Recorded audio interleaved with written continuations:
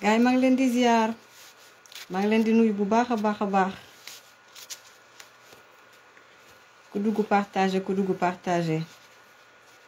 leen di jéggalu ci retard de quelques minutes bi parce que j'ai beaucoup de messages te am na si yu nga xamante ne ñenn ñi bon bu may waaj a commencer la ñuy yónnee message yi te je sais pas ndax information la ou pas donc foog ma vérifier ko et tout donc le temps que ngeen di dugg ah ma vérifier ba xam maa ngi leen di ziar ku dugg partager mettez des cœurs sama gars yi mettez des cœurs pour pas que gars yi yàq live bi ah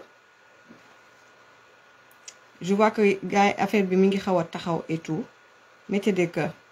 Magita maa ngi lay ziar sama waay ouais mettez des cœurs parce qu'ils sont en train de signaler le live may leen ma tuuti ma vérifier Fatou Bal maa ngi lay nuyu Magita Femme Force maa ngi leen di ziar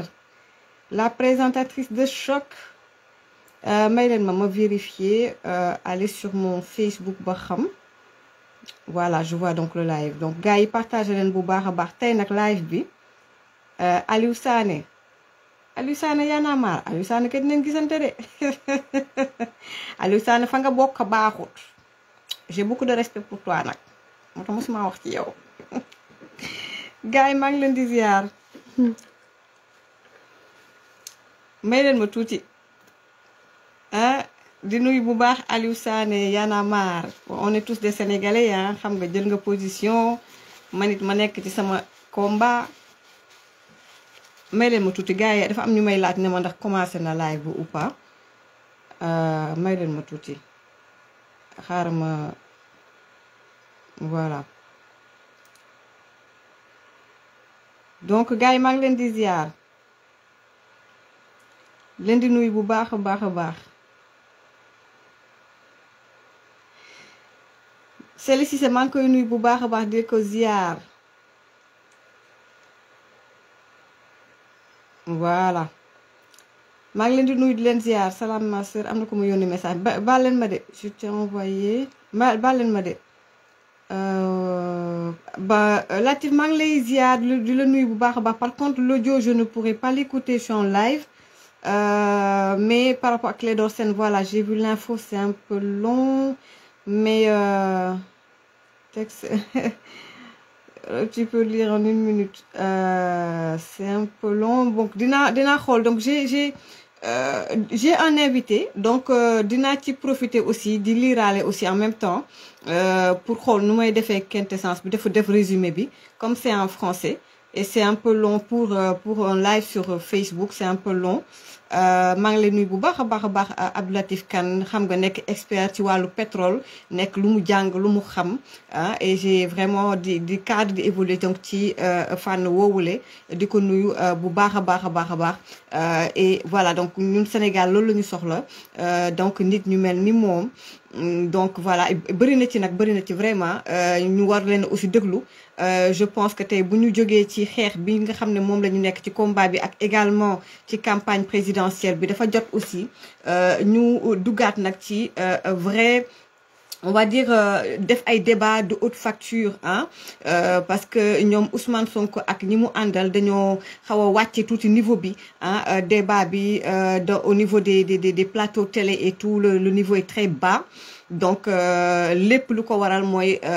Ousou Bébé ak it waa këram ak it indi ñu une nouvelle race donc d'analyse politique ak même de politologue xam nga ju mel ne ay ñoom Dame Mbodj ay ñoom Cheikh Bara Ndiaye ak ñoom seen xam nga waaye yéen fu ngeen déggati sax Cheikh Bara Ndiaye waaye yéen ana Cheikh Bara Ndiaye di làmmiñ gu rëy Cheikh Bara Ndiaye lu ñëw mu wax Cheikh Bara Ndiaye dafa génn kaso xanaa yéen ni ngeen koy gis ci interview man de gisuma Cheikh Bara Ndiaye Cheikh Bara génnal ñu gis la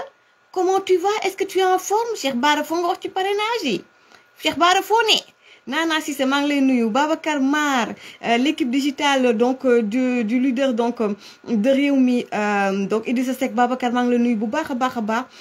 di la jox cër bu baax a baax di nuyu également ki nga xam ne moom mooy aussi Mané di nuyu aussi vraiment toute l'équipe ñoom Traoré toute l'équipe donc de donc de Rewmi avec votre leader Idrissa Seck donc ñi ngeen nekk di liggéey parce que ñu ngi yàq live bi quoi. Voilà, faut que ta voisine vienne te déranger aujourd'hui. Alors, donc, moi, je vais faire un suivi par rapport à ma voisine. Je suis partie la voir là, légui. Mané ko sama followers di néna ndax di nga ma bayyi ma liggéey wu am ndéet ñu ngi lay laccé ñu ne ma non tout va bien daf ma ak ci jour bobu comme man waru mon live lu gudd jour bobu.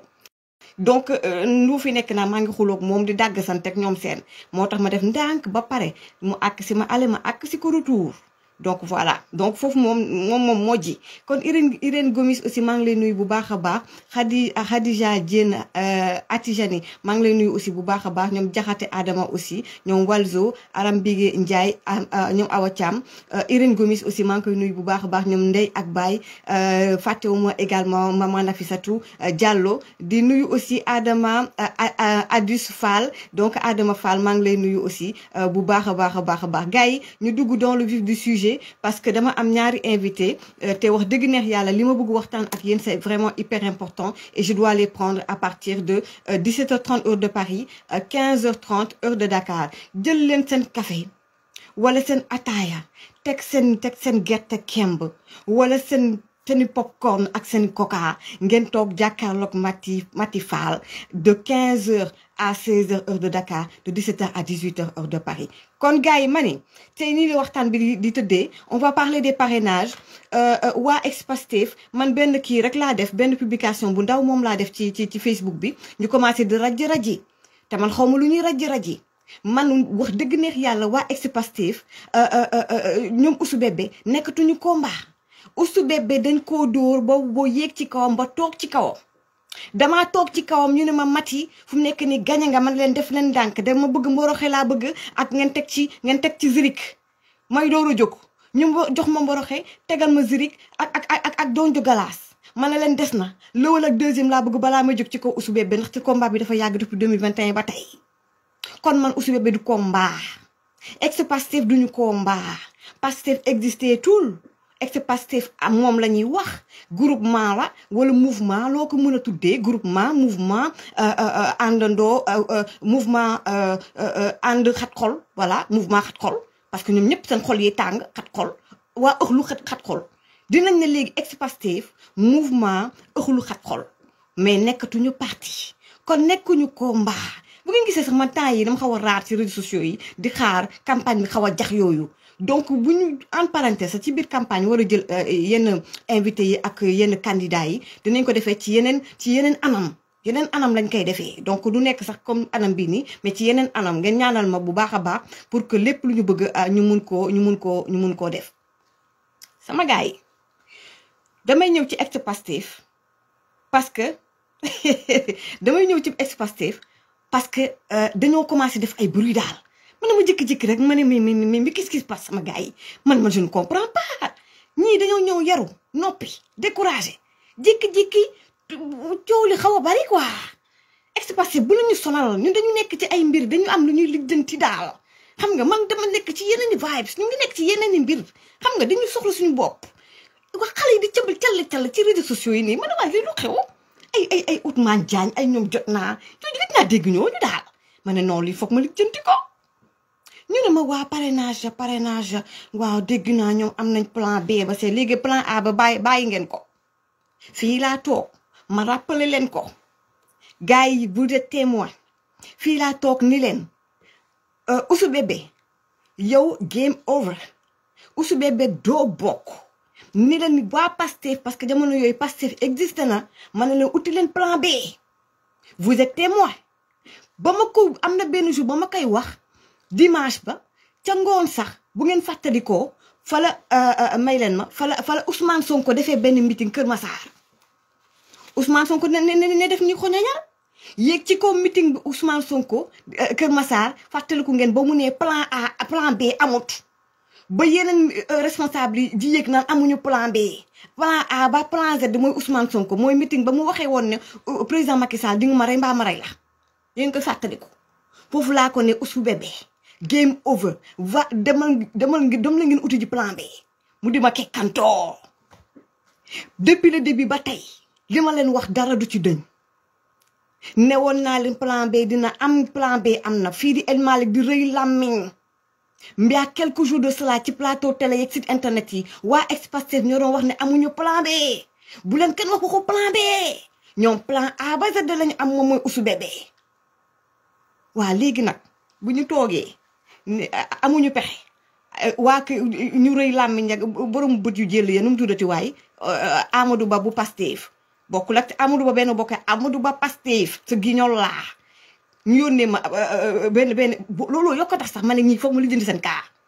yónnee ma benn vidéo mu ngandalu di tawweeku di salarñiku di xoolal di yëkkati niveau yi quoi nee na yëkkati niveau yi quoi naan waa ex-Pastef de toute façon ñun waa nguur gi ñun dañ leen di anticiper daal voilà ñun am na fu ñu génnee ñun fu ñu tëjee porte bi ñun anticiper nañ daal ñun génne nañ feneen ma jékki-jékki si leen gars yi di rakkaaju naan waaw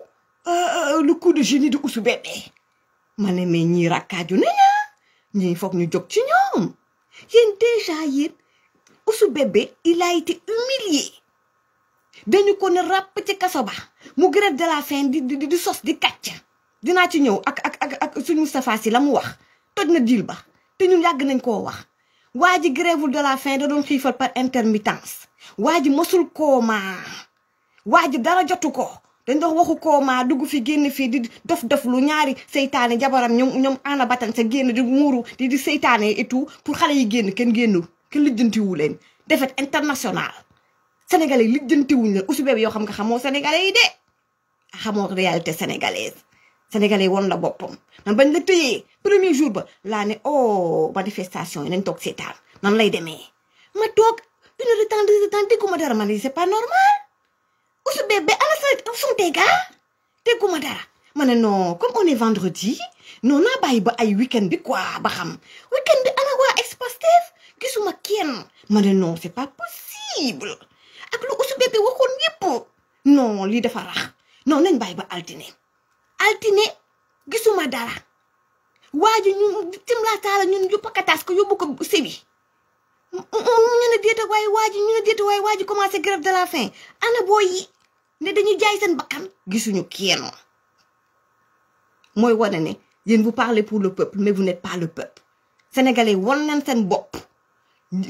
la majorité silencieuse won na la ne Ousou Bébé dañ laa jëppi ñu won nañ seen bopp humiliation bu rëy boobu ñu jóge ci loolu yéen ngeen ne par force par A ou par B man wax ji dafa bëri woon ba muy dema ne man samay xarit ma ne la waa ñoom xanaa dañu am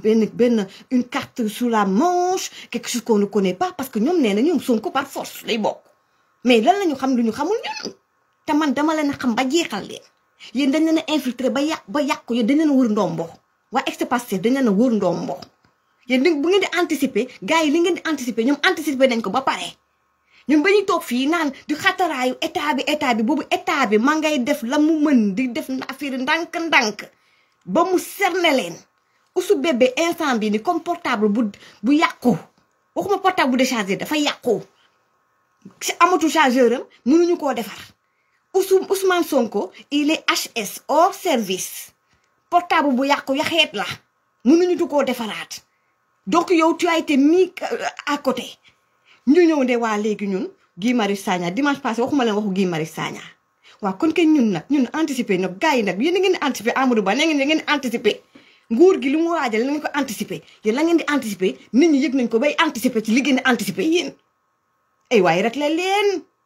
ex-Pastef rek la leen jàpp leen lii ma leen di wax ngeen bind ko téere 2024 du ngeen nguuru Ousmane Sonko candidat bi nga xam ne moom mooy gagné yàlla moo ko xam 2e mandat si dañuy door a waxu Ousmane Sonko déggoo leen ma de xam ngeen ñoom lan la ñuy joué balaa may ñëw ci ñaari candidat yi fii laa toog ne leen biir Yewwi Askan bi ba ñuy commencé avant local yi ne leen Yewwi Askan bi reetaan am la ma leen fa wax instant bi ne Yewwi Askan wi tas-tasar communiqué yu bari Cheikh Tidiane Dièye moo koy def ana Déthié Fall ma ngay lijjanti boppam ana ñoom Abissi ñi ngay lijjanti seen bopp ak ñeneen Aïda Mbodj ma ngay lijjanti boppam Aïda Mbodj naa ñëw ci yow bu ci kanamee dégg ngeen ma ñëw donc lu ñu leen wax tey man lu ma leen ma soxla da ngeen koy gis sama gars yi on vous a infiltré ex-Pastef ñoom lu ñu bëgg instant bi nii xam nañ ne ñoom pare nañu ñoom responsable Pastef xam nañ ko ex-Pastef xam nga lu ñuy jaay instant bi nii seen militants yi bëgguñu tey waa IDI yi waa KPDS yi ba ci ñoom Pape Djibril Fall ak ñoom waa réew mi waa Benno Bokk Yaakaar ñoom Amadou Ba affaire di jax-jaxee ñuy parrainage xam nga ñu occuper le terrain ñoom nag ñu daal di far nag dee ndax ex-Pastef ñu ngi ci coma mais ba tey ji bu ñu bokkulee ci parrainage bi bokkuñ ci coow li bokkuñ ci bës bi dañuy daan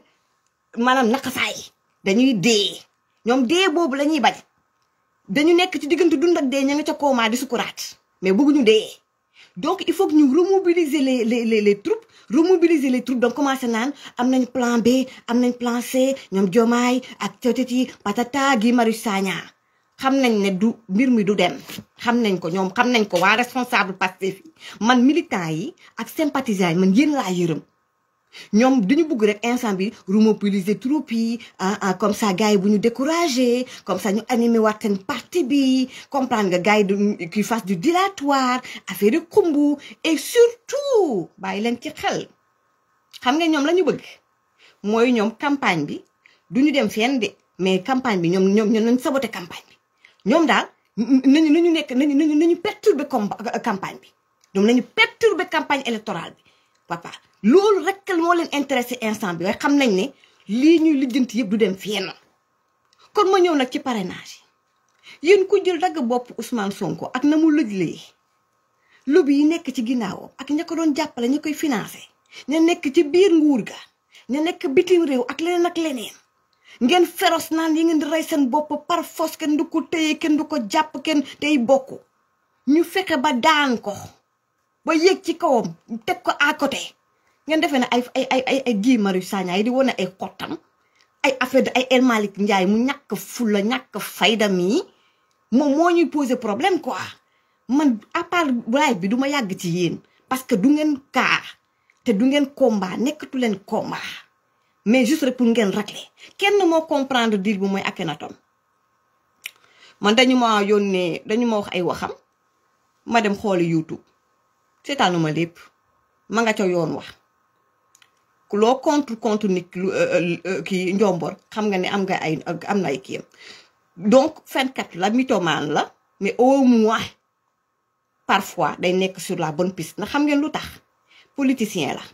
jaar na parti socialiste jaar na PDS jaar na sax dégg naa APR kooko xaw a nand li xew waaye yéen ñëpp ngeen ne waaf di rey seen bopp di rëbbi rek rajji damaa bëgg nag yéen waa Benno yenn journalistes yi chronique du wax sa journalistes yi mais yéen waa Benno yéen ñi xaw a comprendre ak yenn nit yi ci biir réseaux sociaux yi dama bëgg ngeen toog seetaan leen ubbi seen i bët te seetaan ngir yàlla bu leen expliquer bu leen fa nekk sax di expliquer wante ak ñoom parce que tey ji live bi du ma sax leeral yenn yi su may leeral yenn yi ñuy dem di lijjanti seen bopp damay toog di leen di seetaan nii di seen nii seen gàcce di ñëw nii ba di ko seen nii gàcce international du ex-Pastef en téléchargement maa ngi nekk di ko seetaan nii xool teg samay yu sedd toog di leen seetaan yàkkamti leen lool du ngeen dem fu sori dama bëgg loolu mu leer kon nag li ma waxoon ni leen am ngeen sa responsable yoo xam ne dañuy collaborer ak nguur gi waxoon naa ko avant tey ci seen 5 parrains yi ngeen yor dégg naa sa pare wuñ de am na ñi nga xam ne ngay waajee seen bopp ñoom it nee nañ pour ñoom bokk ci parrainage bi ñoom it samp seen dënd voilà ci ex-Pastef dégg naa pare wuñu xaw ma sax ñoo xam ci seen juróomi candidat yi bokk ci parrainage yi am na ci ñaar yoo xamante ni te li may wax nii am ci firnde gu leer naa ni bu leen neexee ngeen gëm bu leen neexee bu leen gëm sama fu nekk ko ca damaa bëgg ñëpp yëg ko te seen raj gi ngeen xam ne nit ñi am na ñu xam te toog di leen seetaan man maa sopp rek def sama publication waaye am na ñoo xam ne ñu ma gën a xam toog di leen seetaan mel na ay xale nekk sama ci benn magasin de jouets maay raj rek di leen di sànni benn fe foofu laa yem ndax yu bari duma leen ko jox ma ni bañ leen wëree ndombo du tey ba may toog di fi wax lan la Ousmane Sonko di reeree ak caleçon ba mu sol pour dem uy ji Mame Mbaye Niang ca kaso ca tribunal ba xam ngeen ne dañ leen a wër ndombo ci seeni biir am na ay tur yoo xam ne te bu ma ko tuddoon et là je suis très sérieuse waa ex-Pastef moytu leen seen bopp am na tur yoo xam ne ay responsable yoo xam ne bu ma ko tuddoon tey da ngeen di yuuxu ñi gën a kii ci yéen da ngeen di naan acide benn yoon dee am na responsable yoo xam ne man mi nga xam ne gis naa lu ne ci àdduna ba ñu ma ko tudd ba ñu mën leen ma tuddalee ba jox ma ay preuve dama yuuxu ci téléphone bi état kenn du xeex ak moom da ngeen bëggoon taal Sénégal ñu lijjanti leen ngeen ñëw rek daal di ñëw Ousmane Sonko biddewu Ousmane Sonko Pastef suñu biddew bi Sénégal mu am ñoo xam ne ñu baax ñoo xam ne dañoo toog ba mbir mi foofu leen ñu dem ndànk wekk biddew bi ndànk teg ci suuf ñëpp am jàmm looloo leen dal dootoo leen jógaat yéen kon ci seen 5 candidats yooyu ngeen takk ko téere ngeen gëm ko moo am ngeen bañ ko gëm moo am na ci ñaar ñu nga xamante ne nii ñi leen ngemb ñi nekk seen ginnaaw ci nguur gi ñoo nekk seen ginnaaw yi ngeen may dégg mu neex leen ak mu naqari leen kon lépp li ngeen di anticiper yéen di ko lijjanti nit ñi xam nañu li ngeen di anticiper di leen di anticiper yéen taxaw di leen di xaar vous êtes des gamins ay xale ngeen nag te da ngeen di fo ñu ngi toog di leen seetaan ngeen di fo gars yi dañ leen a fay ba pare dootoo leen takkat est-ce que leer na waaw kay gars yi ñu avancé ma ñëw tuuti may leen ma tuuti dinaa ñëw nag aussi gars yi ci Benno Bokk Yaakaar ak la campagne du premier ministre Amadou Ba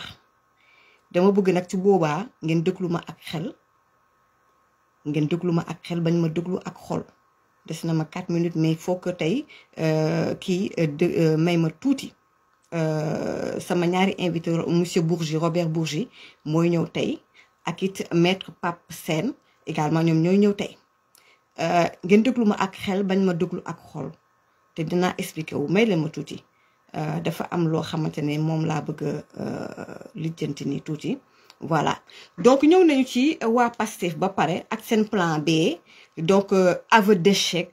parce que ay tapette lañu mënuñu xeex pour Ousmane Sonko teg nañ ko de côté indi ay éléments de langage ñoom ay xam nga truand dëgg ak manipulateur day mën a wax donc suy wax làmmiñ bee neex yéen nag loolu mooy seen problème yéen militants yi ak sympathisants yi dama leen a yërëm seen responsable dañoo mën neex làmmiñ mën a fen waaw kon nag ma continuer ñu ñëw tuuti ci Moustapha Sy la mu wax ci Ousmane Sonko ma ñamal leen benn vidéo parce que Aïda Mbodj ci boppam Ousmane Sonko ña ko wër dañoo hypocrite waaye Yewwi Askan Wi ay opportuniste ñu ci bari ay opportuniste ak ay hypocrite Khalifa Sall di homme d'état ak ñoom Barthélémy Diaz l'histoire t'a donné raison yàlla weer na Ousmane Sonko ñëpp gis na ne yaa am dëgg ci kawam ndax da nga xam lan muy nguur xam luy état waa socialiste dañoo xam luy politique ok may leen mi juste rek ñu xool vidéo bi ma jàll ci leneen ñëw nag ci Benno Bokk Yaakaar balaa may dugal samay invité tey fii day wàcc ba 0 may leen ma tuuti ñu dugal dafa mel ni vidéo bi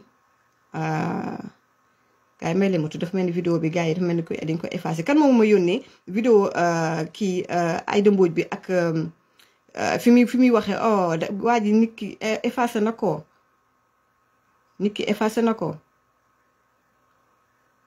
ne peut pas être affiché le tempérament indisponible gars yi vidéo kii bi du ngeen ma ko yónnee VAR bi bu Aïda Mbodj bi ak fu Serigne Moustapha Sy doon wax ci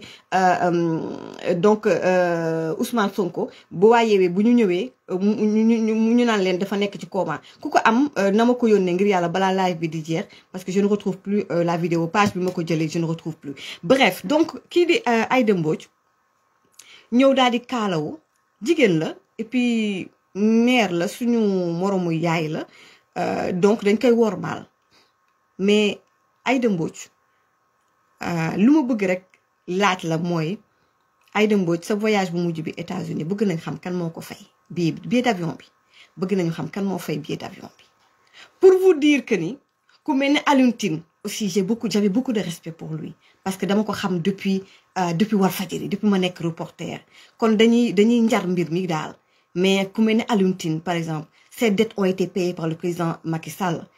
donc bor yi mu am yu bari président Macky Sall moo ko fay jël 4x4 bu rafet jox la nga bëgg nag par weer ñu di la jox salaire mënul nekk nga commencé allié wu ak Ousmane Sonko gars yi ubbi leen seen i bët Aïda Mbodj man foofu rek laa yem ak yow gars yi ñu ci bari c'est ay hypocrite lañ ak ay opportuniste Sénégal yeewu leen Ousmane Sonko da ngay jaay dof nga di ngaakalu ba tey nag lii dal la gars yi ñu continuer un petit peu ñëw ci Benno Bokk Yaakaar balaa ma jël sama invité dimanche passé ak même tey am na info yoo xamante ne ni duma ci dugg parce que campagne bi sax commencé gul te jamono bi comme ñu ngi ci parrainage yi il faut candidat yëpp nekk sur la même ñu nekk même ñu traité leen même pied d'égalité noonu lu war a sax demee ci même campagne bi et tout mais am na information yoo xam ne boo ko génnee plus day yàq qu'autre chose donc je préfère may leen ma dafa mel ni gars yi ñu ngi may yónnee vidéo bi xoolal page Axe du Mal mu ngi foofu Nafissatou Diallo voilà donc maman Nafissatou maa ngi lay nuyu bu baax a baax ba balaa may ñëw ci Benno Bokk Yaakaar ñu ñëw xool tuuti. Ousmane Sonko bee ñu gis Ousmane Sonko ñun xàmmeewuñ ko waaye moom it xàmmeewuñ Ousmane Sonko bu sonn Ousmane Sonko bi nga xam ne waa ju jàmbaare jooju nga xam ne bëggul ku ko yërëm ñu fekk ko mu nekk ci beneen état boo xam ne xàmmeewul dara ay loolu ñu gis tey ci suba mënuñu ko woon a détaillé dañu am obligation informer l'opinion. ma ne ko xamuñu sax stratégie. waaw dan nga gis ay nit yu jóg te bokk ci Yewwi Askan Wi waaw ni dañuy seeti Sonko ca hôpital ba bu ko defee bu ñuy ñëwee mu daanu lu crise waaw mel ni mënu la wax parce que la ko intéressé wax na ko man ba noppi.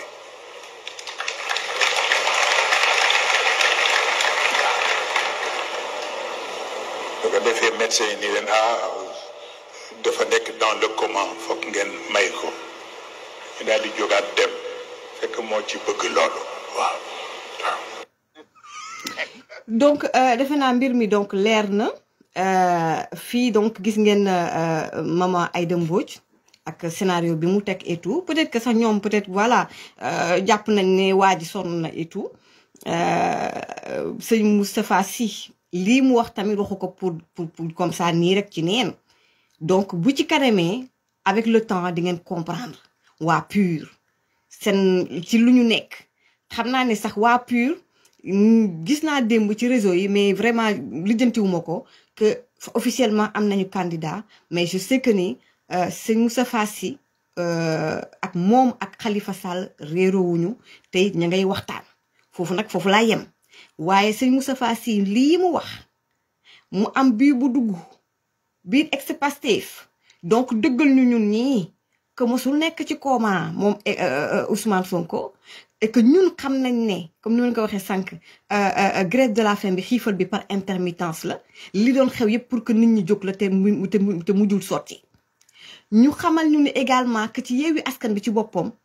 dafa mel ni Ousmane Sonko daf leen jéppi fam leen tegoon tegatu leen fa ndax te àndu intérêt la woon te yàgg naa leen koo wax kon nag sëñ Moustapha Sy ngeen jàpp ne li mu wax nii waxu ko noonu rek sànni moom ci boppam position ak Yewwi Askan bi di ngeen ko xam bu ci kanamee léegi moom position également ak it waa ex-Pastef Ousmane Sonko dina gën a leer ci kanam tuuti donc gars yi ñu ñëw ci waa Benno Bokk Yaakaar encore une fois et là dama ci bëri ay de bonnes connaissances ak ay xarit te combat bi dama ko bokkoon également ak ñoom ndaxte réew mi moom moo ñu soxla woon nekk woon mbirumu politique ni ñu ko bokkee woon ak waa Benno Bokk Yaakaar lañ ko bokkee woon ak it mun nañ ne sax képp kuy homme politique wala femme politique nga am respect sur la République ak l'État ak même des Sénégalais yoo xam ne defuñu politique comme man mais lii foog ñu waxtaanee ko la campagne Amadou Ba Premier ministre Benno Bokk Yaakaar ça ne prend pas. Donc, la maillot n'a pas encore pris. Ça, c'est le constat que j'ai fait. dama woo ay nit également pour rek bañ a xool man sama xalaat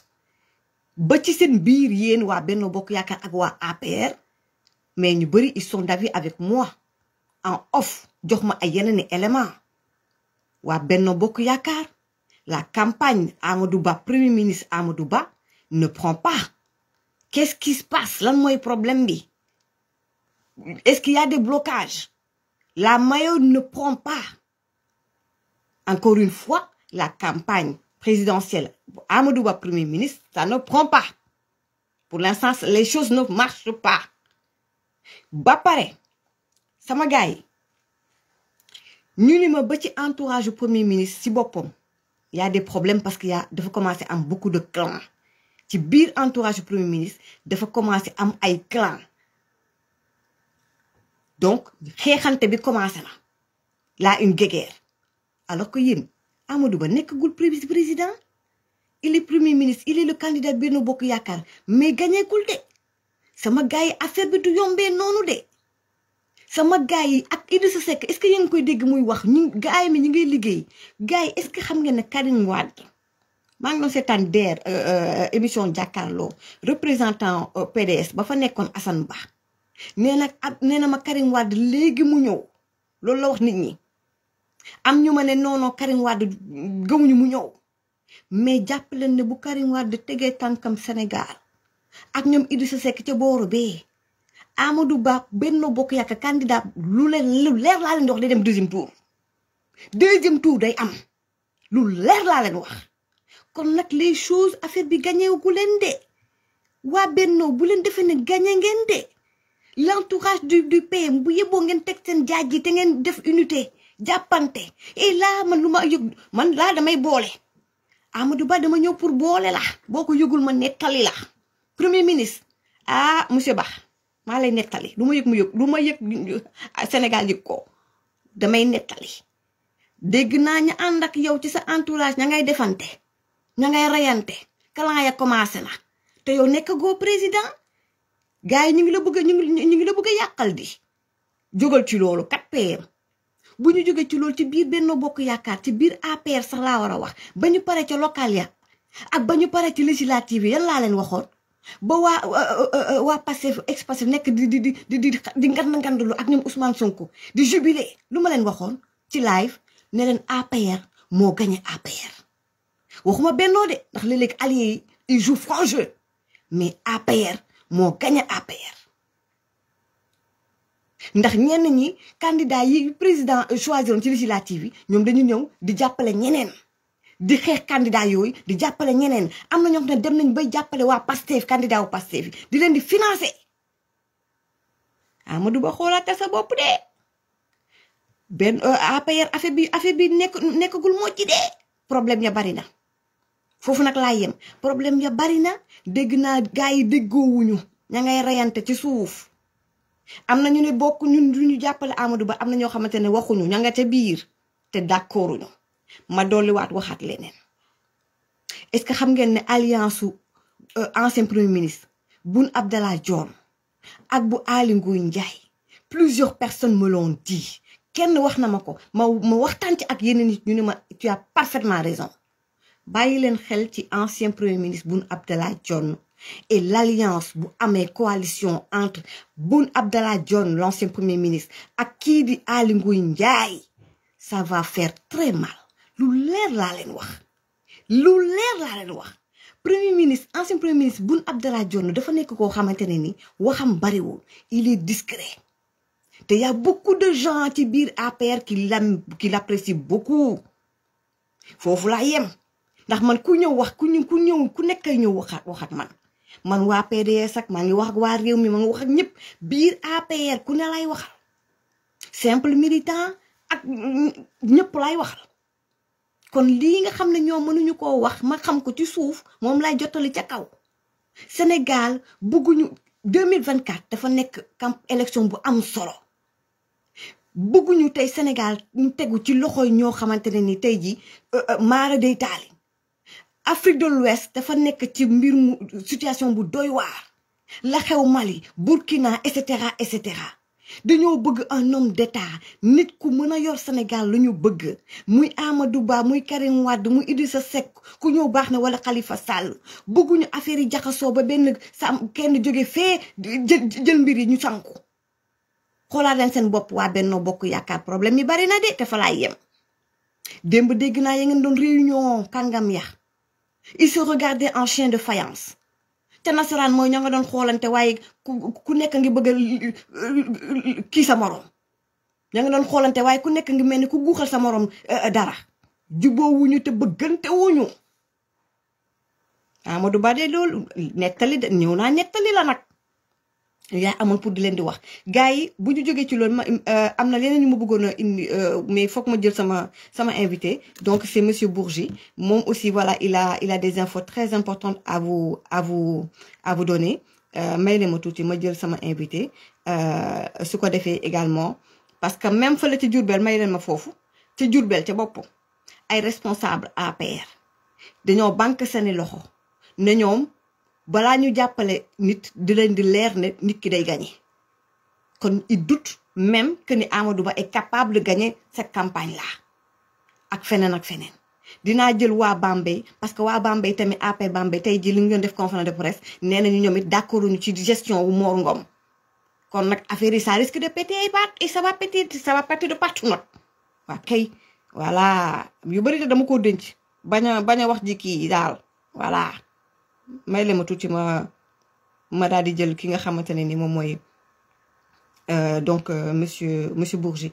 donc je prends mon invité monsieur Bourgi su ko defee voilà ñu waxtaan ak it moom un petit moment ma woo ko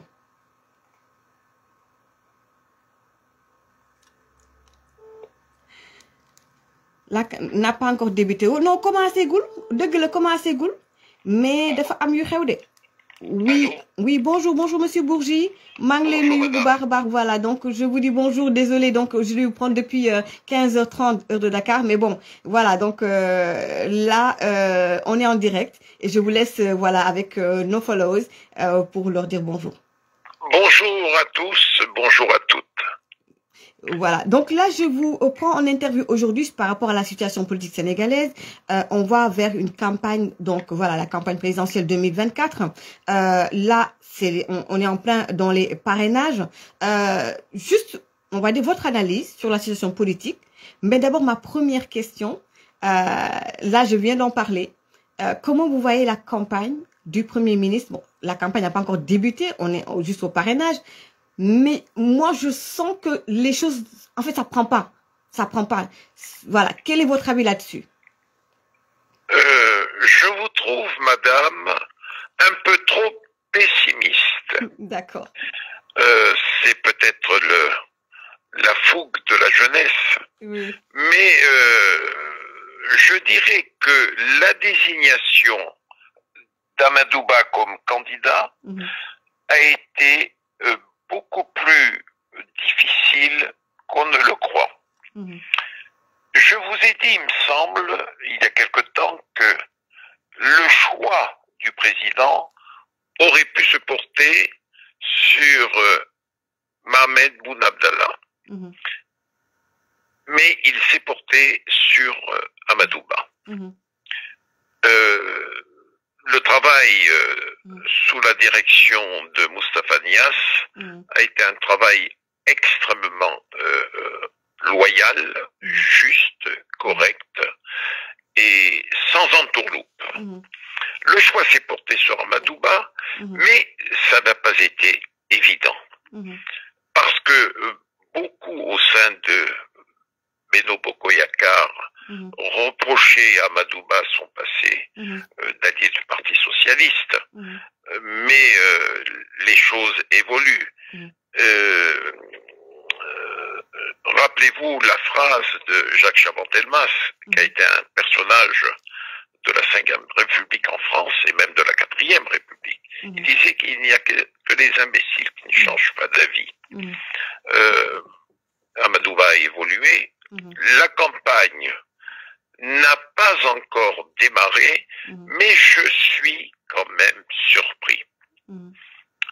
que il soit déjà soutenu par des gens qui apparemment pouvaient être des adversaires. Il est soutenu puissamment par les forces religieuses. La déclaration du saint homme de Tivaouane correspond à mes yeux à un Ndigel, et le soutien affiché du saint homme de Touba est quelque chose de considérable. Je rappellerai à nos jeunes auditeurs, et je le tiens d'Amadouba lui-même, qu'il est lié depuis 1989, personnellement, au saint homme de Touba, qu'il a connu en 89, alors qu'il n'était que 5e dans la lignée de succession. Le soutien manifeste des forces religieuses à Amadouba est quelque chose, pèse d'un poids considérable. Et ma foi, il y a des ralliements à lui qui vont peser lourd. Je pense par exemple au soutien tout dernièrement d'un élu de Ziguinchor qui l'a soutenu, mais alors de manière terrible. C'est le soutien d'un jeune de Ziguinchor. Le nom va me revenir. C'est Hassan Sania. Hassan Sania et quelques-uns de ses partisans ont soutenu manifestement Amadouba et pourrait être une gêne pour l'électorat d'Ousmane Sonko à Ziguinchor. Et il y a aussi, n'oubliez pas, à Gossas qui est le lieu, si vous voulez, le colombé des deux églises de Boun Abdallah, il y a le soutien de Gossas à Amadouba, et ce que vous ne pouvez pas ignorer. Et il y a eu une déclaration dernièrement de soutien à Amadouba qui pèse lourd. Et surtout, madame, vous êtes une femme informée. Je ne pense ne pas l'être moins que vous. Et il y a des soutiens à Amadouba qui, apparemment, avant la désignation d'Amadouba, semblaient ne pas le suivre. Je pense, par exemple, à un homme comme Farban Ngom. Farban Ngom mène tambour battant une campagne pour Amadouba. Et qui dit Farban Ngom, à moins de se tromper de monde, dit Macky Sall. Okay. Je ne pense pas que la campagne est mal démarrée. D'accord. Quand il se mettra en route, véritablement, cela va être du grand Amadouba. D'accord. Permettez juste que je fasse juste une petite parenthèse avec les followers et on revient donc sur l'interview. Je vais le faire en Wolof. Sama gars yi juste une chose. Là, li may wax ni ñun dañuy wax ak ku nekk. Il y a des gens qui soutiennent le Premier ministre. Am na yoo xamante ne bëgguma ko wax ci live. Des gens soutiennent le Premier ministre. Te soutien bi dafa des sincèreul ak yeneen yoo xam ne mënuma ko wax. Ben ñaareel bi je ne suis avec personne man li may dund mooy tout sauf Sonko waa réew mi Babacar Mar est témoin gëj naa déggante ak moom depuis dimanche passé on a discuté sur ma voisine fa leen ci yem ci audio donc man je suis claire limpide et nette maak yéen ñoo bokk combat vous me connaissez très bien donc man duma militante je fais mon métier te yàquma waxuma lu bon ci Amadou ni rien du tout mais on est en démocratie lii fi Ousmane Sonko indi waruñu ko bàyyi muy continuer laissez les journalistes la presse et les gens les Sénégalais lambda avoir leur idée on est en démocratie faut pas parce que nit ki waxul li ma bëgg a dégg ñu war ko critiquer war ko dëkkal fu mu dëkkul loolu Ousmane Sonko moo ko fi indi day dem yóbbaale ko nañu rester comme ñu mësa mel et ça je vous le dis et je vous le demande solennellement. Et on continue. Monsieur Bourgi, comment, voilà, l'entourage du Premier ministre, voilà, donc moi j'ai eu des échos, il vous a reçu, je pense, vous avez mangé ensemble, vous avez été chez lui à plusieurs reprises. Et là, je veux dire, avec cette nouvelle donne en tant que candidat de Benno Bokk Yakaar, voilà, comment vous voyez l'entourage du Premier ministre actuellement? C'est un entourage pléthorique. Il y a un double entourage, il y a un entourage politique sur lequel je ne me prononcerai pas, qui est un entourage de qualité. Mais le reproche que je me permets au nom de mon âge et de mon expérience de faire au Premier ministre, c'est qu'il y a trop de monde dont on ne sait pas qui ils sont au Petit Palais. Ces gens-là, à mon avis, devraient aller voir le Premier ministre chez lui, là où il réside. Je ne sais pas où il réside, mais là où il réside. Mais au Petit Palais, il y en a un peu trop. La dernière fois que j'y suis allé, j'en ai fait la remarque à son protocole. Je lui dis, il y a trop de monde ici, on ne sait pas qui est qui. Mais à côté de cela, il a autour de lui une task force, une garde rapprochée, de ministres responsables, de gens de très grande qualité. Je pense que c'est ce que j'ai à vous dire. D'accord. Et comment voyez aussi, donc voilà, donc il y a l'ancien Premier ministre Boun Abdallah Dionne qui va faire face donc à la presse dans les jours à venir. Les gens pensent qu'il y aura, enfin, il va faire une coalition en fait avec l'ancien ministre donc de l'Intérieur, parce qu'il était avant l'agriculture, donc Aly Ngouille Ndiaye. Donc il y aura une coalition, il se pourrait, entre Aly Ngouille Ndiaye et l'ancien Premier ministre Boun Abdallah Dionne, et une coalition qui risque de faire très mal. Donc, comment vous appréciez la candidature de Boun Abdallah Dionne?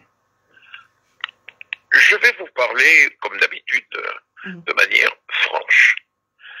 Lorsque j'ai appris la candidature de Mohamed Boun Abdallah, j'ai été très surpris parce qu'elle intervenait plusieurs jours après la désignation d'Amadouba. Je ne vous cache pas que c'est lui-même qui m'a envoyé le message. Car j'entretiens des relations de très grande fraternité, de confiance avec Mohamed depuis plus de 20 ans. Il m'a envoyé sa candidature et je l'ai appelé aussitôt. Je lui ai dit, mais Mohamed, comment se fait-il que tu sois candidat plusieurs jours après la désignation d'Amadou? Il m'a dit, grand frère, cela surprend beaucoup de gens. Je lui ai dit, ça me surprend moi-même. Parce que dans le personnel politique sénégalais, l'UEJD, il n'y a pas une seule personne en dehors de toi qui puisse être comment dire, la copie conforme de Macky Sall. C'est ça en fait. C'est ça qu'il y a. Ouais. Et cela me trouble, l'UEJD. Il me dit, grand frère, j'ai bien réfléchi. Je lui dis, mais t'en as informé le patron? Il me dit, j'ai informé le président de ma décision. Il n'y a eu aucune remarque de sa part, si ce n'est qu'il a accepté, écouté l'information que je lui donnais. Mais je l'ai senti un peu troublé. Comme je le suis moi aussi, je lui ai dit. J'avoue que cela me surprend. Donc, juste une précision. Donc, l'ancien Premier ministre Boun Abdallah Dionne donc a annoncé sa décision de se présenter. Donc, il l'a annoncé au président quand il était, si je comprends bien, à New York. À New York. Il l'a averti. Il lui a annoncé, pas averti, il lui a annoncé sa décision lorsque le président de la République était à New York. Et ça fait preuve de sa grande loyauté vis-à-vis du président, qui a semblé troublé aux yeux de Boun Abdallah, et d'ailleurs cela m'a troublé. Ça trouble tout le monde. Parce que plus proche de Macky Sall que Boun Abdallah, il n'y en a pas au Sénégal. Il n'y en a pas au Sénégal. Et ça trouble beaucoup. Mais, madame, faut aller jusqu'au bout. Vous savez, il y a un monde qui sépare Mohamed Boun Abdallah Dionne et Ali Ngouille. Un monde les sépare. Ah bon? Et je ne crois pas dans cet assemblage. Les motivations de l'un ne sont pas celles de l'autre. Je pense que les motivations de Boun Abdallah sont beaucoup plus louables que celles d'Ali Ngouille, dont on ne peut pas distinguer la moindre loyauté à l'endroit du président de la République. Dans un autre pays, dans les circonstances qui sont celles du Sénégal aujourd'hui, je ne pense pas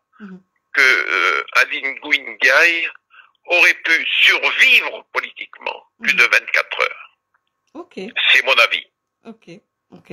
Ok, c'est votre avis. D'accord. Donc là, c'est clair. Donc, vous pensez que l'alliance, une coalition entre l'ancien Premier ministre Boun Abdallah Dionne et également Ali Ngouille Ndiaye, ancien ministre. Donc voilà, ça ne peut pas coller parce que voilà, donc trop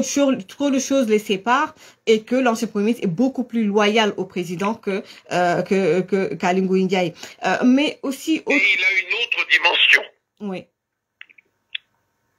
Allons-y. Oui, non, mais allez-y. Il y a une autre dimension. La dimension de Boun Abdallah est autrement plus consistante et lourde que celle de l'ancien ministre de l'Agriculture. D'accord. Et comment voyez-vous maintenant l'avenir? Il nous reste 6 minutes, c'est pour une interview donc de 20 minutes. Comment vous voyez l'avenir du président Macky Sall? L'avenir de... D'abord, j'ai une chose à vous dire. Oui. Je suis clair et précis là-dessus, et honnête. Macky Sall est une fierté pour l'Afrique. C'est une fierté pour ce qu'on appelait dans le temps le tiers-monde. Et c'est un personnage qui fait honneur à l'Afrique. Et c'est un homme qui est considérablement apprécié dans tous les pays du monde. Et je le vois, moi, je l'imagine. Je ne serais pas étonné qu'un jour, les Sénégalais aient un secrétaire général des Nations Unies. Je ne serais pas étonné. On le lui souhaite parce qu'il le mérite, sincèrement. Je le souhaite pour lui, et je le souhaite pour mon pays natal, et je le souhaite pour l'Afrique. Et puis donc là, vous pensez que voilà, donc pour son avenir, voilà, c'est vraiment les grandes institutions parce que voilà, c'est la dimension donc de l'homme. Il a été donc voilà, on va dire président donc de l'Union africaine, etc. Donc secrétaire général, je dirais, de l'Union africaine, etc. Et surtout, on va dire le contexte géopolitique actuel. Je pense que il le mérite. Comment il a géré même l'histoire Ousmane Sonko, parce qu'on sait que l'histoire Ousmane Sonko, c'est pas seulement un homme politique radical, belliqueux, non, il y a beaucoup de choses derrière, il y a des lobbies, voilà, donc des salafistes, donc beaucoup de choses derrière. Comment il l'a géré au niveau des renseignements militaires, au niveau de beaucoup de choses de l'armée, etc. Je pense que le président, voilà, il mérite vraiment, voilà, cet honneur-là. Oui, je pense qu'au plus profond de lui-même, je pense être un proche de Macky Sall. Je pense avoir traversé les épaisseurs de son caractère. Vous savez, je lui ai dit un jour, là dernièrement, je lui ai dit, tu sais, ta plus grande victoire, président, c'est le fait que tu aies neutralisé totalement Ousmane Sonko. Et il n'a pas dit, c'est vrai, Robert. Non, il ne m'appelle jamais Robert, il m'appelle grand frère. C'est vrai, grand frère, il ne l'a pas dit. J'ai senti quand même une certaine tristesse dans ce que je disais. Il aurait souhaité pouvoir éviter tout cela. Et je pense que ça aurait été possible. Ça aurait été possible quelques années auparavant. Oui, quelques années auparavant. Ok. Mais apprendre, madame. L'homme est en prison, l'homme purge sa peine, l'homme médite, m'a-t-on dit, l'homme réfléchit, l'homme lit, l'homme prie, et je pense, très sincèrement, qu'à l'échelle de la vie, 2 ans, ça n'est pas grand-chose. C'est un homme qui jouera, je pense, un rôle politique dans les années à venir. Inch'Allah. Inch'Allah. Je le dis en toute loyauté et en toute franchise, même si cela ne doit pas plaire à mes amis politiques. D'accord. En tout cas, un grand merci, Monsieur Robert Bourgi, toujours disponible pour donc nos interviews donc du dimanche. Un grand merci et surtout cette campagne, je pense que on fera appel à vous. Ça c'est clair. Un grand merci à vous. Je suis à votre disposition. Merci beaucoup. Voilà, donc sama gars yi donc c'était monsieur Robert Bourgi déglu ngeen donc li mu wax gis naa léegi ci benn commentaire am na ku ko wax le président Macky Sall donc il a mis en échec le complot contre l'État du Sénégal et bokk na ci grande victoire bu président Macky Sall, je le dis en tant que citoyenne ak aussi yu bari yoo xamante ne ci biir combat bi ñun yëg nañ ko te mënuñu wax lépp daal kon daal félicitations au président Macky Sall. Balaa ma jël sama dernier invité encore une fois ku ci nekk damay jox sama avis ngeen di joxe seen avis am na ku ko fi wax léegi Amady Ndiaye fii démocratie la am ngeen droit joxe seen avis mais dans le respect mënuloo je ne laisserai pas passer un commentaire genre Maty elle est réewmiste wala Maty elle est pour Rewmi. Ça pour rien au monde loolu saaga la par rapport à tout mon parcours ak li may xeex. Donc dama bëgg ñu waxtaan ci suñu biir def analyse de manière démocratique bu ngeen d'accordul c'est tout à fait normal. Voilà, ce qu'on a vécu man ak yéen ñoom Bakhia et autres, je l'oublierai jamais de toute ma vie. Mais laissez-moi également man le droit. Et ça, moo ma gënal ay milliards. J'ai le droit d'apprécier, de donner mon avis, d'analyser, parce que c'est Sénégal la bokk, parce que ma voix porte et je suis comme ça. Je préfère ma dee ak dara, mais en étant indépendante et en donnant mon avis et de manière libre. Je suis née libre et je vais mourir libre. Donc, on va continuer. Donc là, on va prendre donc notre dernier donc invité, donc maître Pape Sène. Voilà, donc parce qu'il y a des problèmes au niveau donc de Benno Bokk Yaakaar wala APR Bambey. Voilà, comme quoi li ñuy wax rek voilà li ñu war a wax sax dafa bari mais am na yu bari yoo xamante ne je préfère ne pas le dire donc en live parce que lu ñu bëgg mooy tey yéen seen ndam seen gàcce ñun suñu gàcce la parce que ñoo bokkoon xeex bi te bëgguñu waa Expassif di leen ree. Voilà, donc maître Pape Sène donc on n'arrive pas à le joindre. Voilà, donc je lui avais dit à partir de 45 mais on a un petit peu débordé. Voilà, donc gars yi donc voilà maa ngi koy woo mais jotuma ko donc Abdou Latif Kane également voilà donc il m'avait envoyé donc benn texte xam naa Latif xam naa danga ma koy baalal rek mais beneen yoon xaaral ma xool ndax mën naa leen ko liiral maa ngi si jégalu sama gars yi c'est en français ma def ko parce que kii di Clédor Sène dafa def benn interview wax ci ay sos yu rëy ci wàllu pétrole fa ca Sénégal ak nañ koy gérer et tout. Donc mise au point pour montrer à nouveau que Clédor Sène ne dit pas la vérité sur le pétrole de Sangomar. Visiblement ce gars est allergique à la vérité. Donc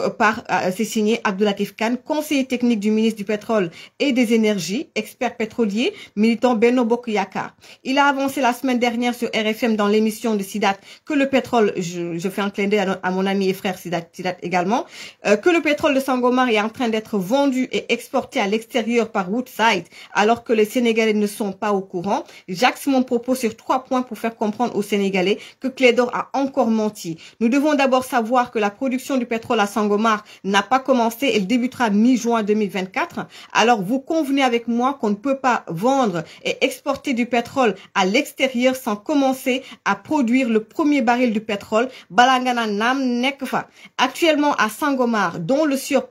Clédor parle, il y a eu plutôt des tests de production d'estimation pour évaluer le potentiel du gisement. Vous savez pourquoi? Parce qu'une compagnie pétrolière peut faire une découverte, mais ne peut pas savoir combien on pourra produire. Troisième point, on avait fait là-bas un travail d'évaluation, d'estimation et d'appréciation. D'ailleurs,